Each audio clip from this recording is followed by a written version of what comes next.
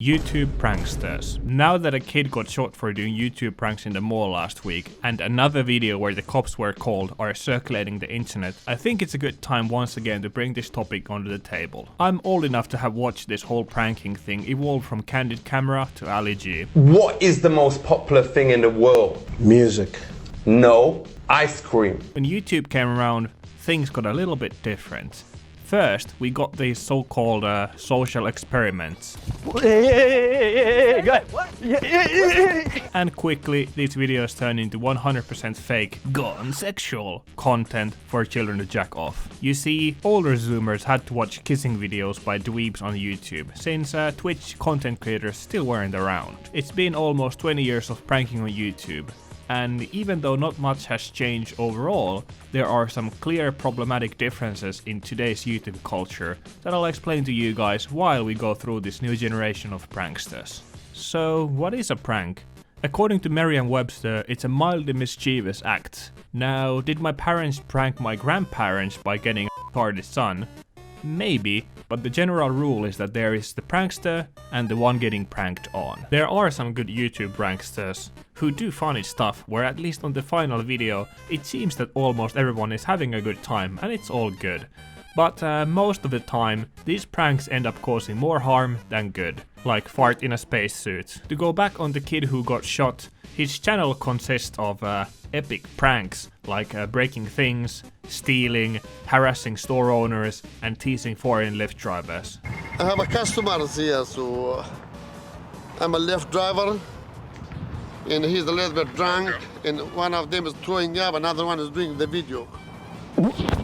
His videos are pretty much as funny as getting a root canal, and all he is doing is harassing people in public. And the poor saps who get unwittingly caught up in these pranks are just minding their own business, and suddenly they're the butt of some joke that's not even funny. That's like being the only guy at the party who didn't get the memo about the dress code.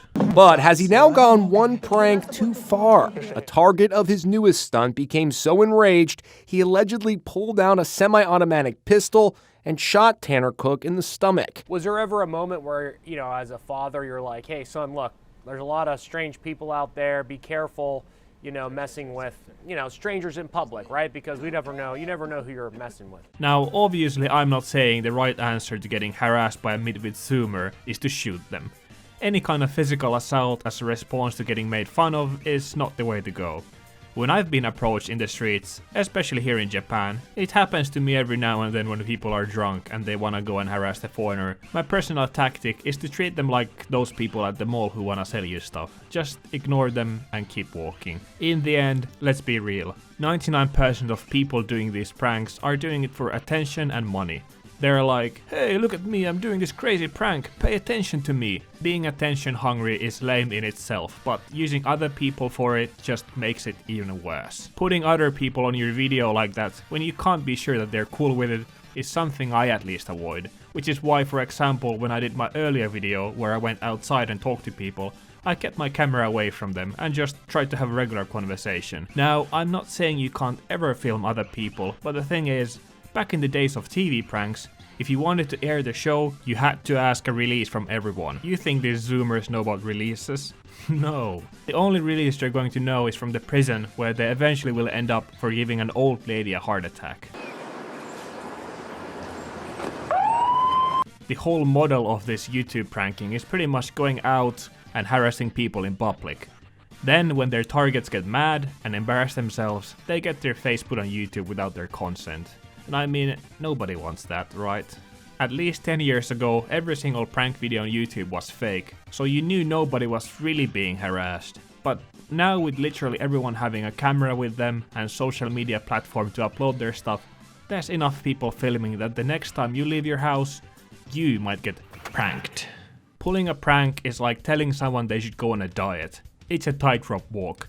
Sure, it might come from a loving, nice place, but you can never guarantee that the other person receiving it receives it well. Some people are just nice and can prank others in a way that just makes them laugh, and it's a good time for all. Just like some people are able to approach the dieting advice with care so that it doesn't come out as upsetting. Some people, on the other hand, are just dickheads and don't give a fuck about other people and their feelings.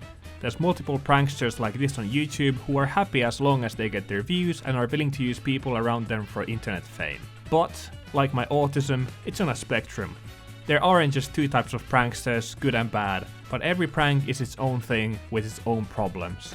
There's this video making rounds on the internet, and honestly, this almost seems fake with how stupid the prank is supposed to be.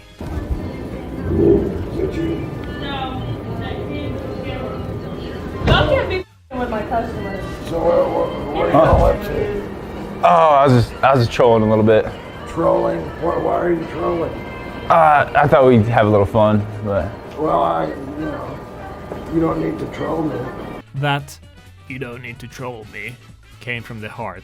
I feel you, bro. On the spectrum of pranks, this one is definitely not bad at all, but still, nevertheless, if I was trying to buy a GF on RuneScape while enjoying my endless refills inside the Dunkin Donuts, I wouldn't want to have to deal with trolls outside of the game. The old guy goes and calls the cops, which in some sense is arguably overboard, but at the same time, these trolls. As you'd expect, the police rush to the scene as fast as they can once they hear there's something happening at their favorite place, the Dunkin Donuts. What can you do? I don't want to sue you. Alright, cool. I need your ID and I need your ID. You wanna sue me for what? Harassment, personal injury. Personally, sir, that was just a joke. I apologize. Tell the judge.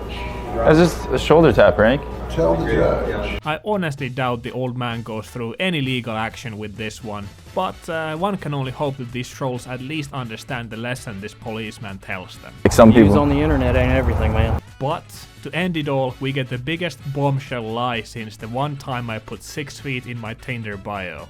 No, not at all. Like, and that's not even what we were after. We were just kind of honestly trying to share a little laugh. I thought like maybe he would enjoy. Like, it was just a shoulder tap prank, you know. Yeah, sure.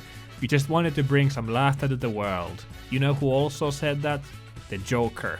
I'm the Joker, baby.